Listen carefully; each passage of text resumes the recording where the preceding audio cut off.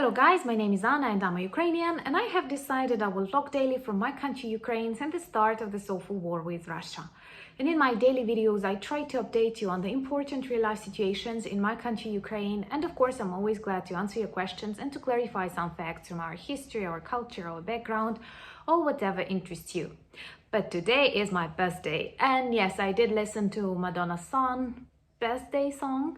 I did like it, and I've received some questions when I have announced that tomorrow on Sunday at 8 p.m. Ukrainian time, but also I have marked all the other time zones. We're going to have a question and answer session. You may ask me some personal questions, but not super personal. And today I celebrate my birthday with the important people in my family. And you have asked me, what is the traditional way to celebrate birthday in Ukraine?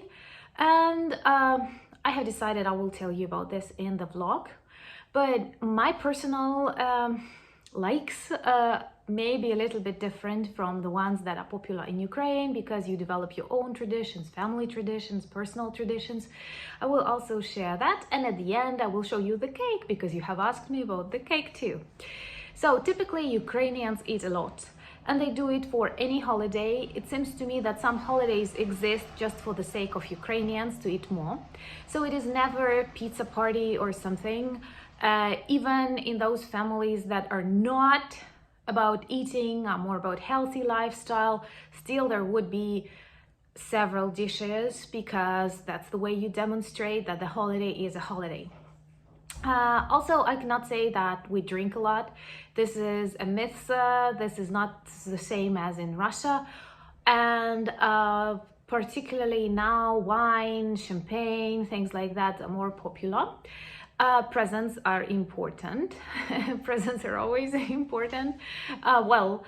There is like a very popular saying that comes back from the Soviet times, I guess. I don't know if you have something similar. Maybe it's not, definitely it's not connected to any political ideologies, but to the attitudes. So people like saying that the best present is the one that you have made with your own hands. Not in my case, because my hands are not good at doing things. Where sewing is a problem for me, sticking things is a problem for me, so I'm not a handmade kind of person. I'm more about talking. And also we do have this tradition of a cake with candles, but there are some traditional cakes and the number of candles corresponds to the number of years that you have, or numbers are popular. And also when you blow the candles, you make a wish. There are some birthday songs that are often sung on the parties, some Ukrainian, and of course, happy birthday to you. It is all over the world and all over the planet. The presents differ. They can be cheap, they can be expensive, they can be personal, but it's very common. It's a problem and a joke in Ukraine. It's very common to give women presents for the household, and many women dislike that because, like, it's not about working, it's about the celebration. But I think a similar thing happens to men. We have to keep this gender neutrality, because many men receive like socks or shower gels or shaving gel, something which is not a super creative present as for me. And it is very common if you're working, and I'm lucky that university has vacation, so I don't need to celebrate with my co-workers, because I'm not a fan of huge parties. But it's okay to celebrate. And a bad tradition, something I dislike, many people bring food and alcohol to work. And then when they have the end of the working day, or sometimes even a lunch, they close the room and celebrate it there.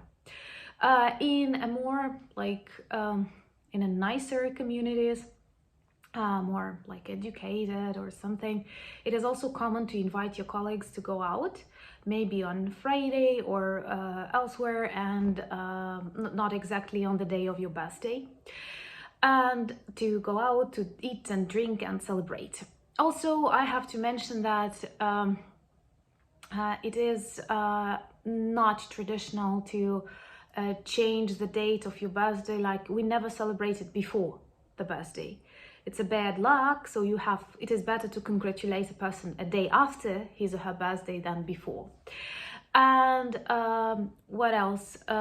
It is not considered polite to ask how old a woman is, though it contradicts modern emancipation and feminist trends, and it's okay to ask how old the man is. Different attitudes to the age and ageism, because some people will consider you young in your mid-30s, other people will consider you old, but it all depends on the way you feel. I do feel myself young, sometimes I feel myself too small, and I joke with my mom that I have this 10-year delay in my attitudes to life, in my psychology, and so on. Of course, there are good greetings that are popular. People very much like to send you cards on Facebook, in various social media. I dislike that personally, because these are photos that are sent to everyone and nothing personal is there. I do believe that the best way to congratulate someone is to say something really personal, something that you mean about this person, you want to tell him or her. So this is really important. And I dislike this cliche style links to flowers that you did not take picture of, something that typically is sent to everyone. And also among the toxic greetings, that would be like, you look too young for your age, or I wish you, there is such a phrase, it comes again from the Soviet time, I congratulate you and I wish you women's happiness. And like the question, what is the difference between a man's and a women's happiness? But let it be. So my personal preferences, I cannot tell you that I like my birthday, because I do like receiving greetings and compliments, but when they are about my work, about my achievements, but not because I was born on that day. Also, I'm not a huge fan of the parties. And traditionally, I like to escape, to be with those people that are important for me, and to focus on some thinkings, because for me, birthday is the time when you start thinking about your life, your achievements, your goals. And definitely, this birthday was totally unusual. I could not predict something like that can happen to me, can happen to my country. I woke up to the sounds of air raid sirens, and we got used to that. The alarm was pretty short, and it was raining for 2 days already. Typically it rains on my day, but 2 days with huge thunderstorms, that's a lot. Plus all Ukrainians now react differently to a thunderstorm. And honestly, we are going through a very unusual phase, like when anything is possible and you live in a country that goes through war, and there are so many emotions, so many changes, positive and negative in your life, something that you could never predict. Also, we have a family tradition. I was always impatient, and I was looking for presents when I was a kid, trying to find them long before my birthday. And as soon as it is the 13th of August on the clock, I demand my presents. So many people who know me well, they congratulate me at like 12 p.m, just at the beginning of my birthday.